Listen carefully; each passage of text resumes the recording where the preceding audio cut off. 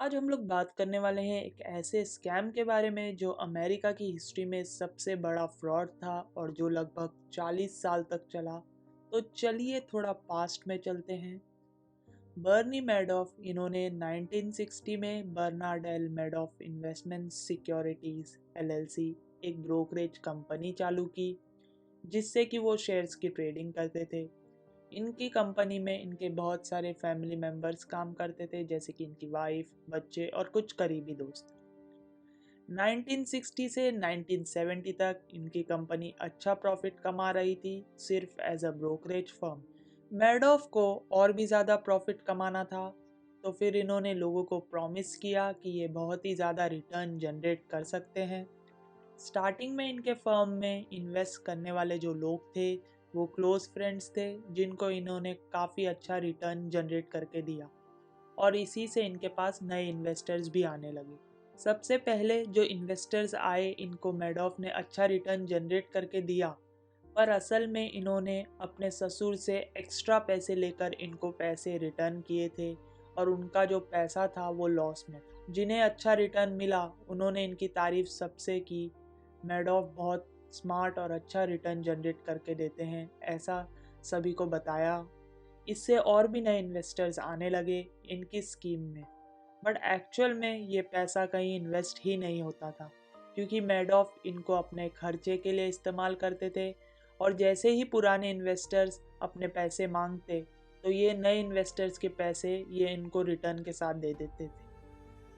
यहाँ तक कि इनकी फर्म ने इलीगल ट्रेडिंग ऑर्डर डिटेल्स भी अपने कस्टमर्स को प्रोवाइड की, जिससे सबको लगता था कि ये बहुत ही अच्छा रिटर्न जनरेट कर रहे हैं। बट इनके फ्रॉड के बारे में जनवरी 2000 में एक मैथमेटिशियन ने एसईसी को कंप्लेन की कि मैडॉफ जो रिटर्न जनरेट कर रहे हैं वो कैलकुलेशन के हिसाब से पॉसिबल ही नहीं है। इनका कहना था कि इतने सारे शेयर्स अवेलेबल ही नहीं है जितना मैडॉफ ट्रेडिंग डिटेल्स में दिखा रहे हैं।